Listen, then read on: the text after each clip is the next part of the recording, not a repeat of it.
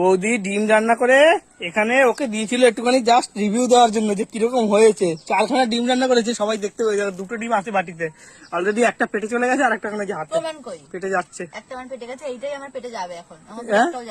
আর আগে একটা কোথায় আগে কি প্রমাণ কই?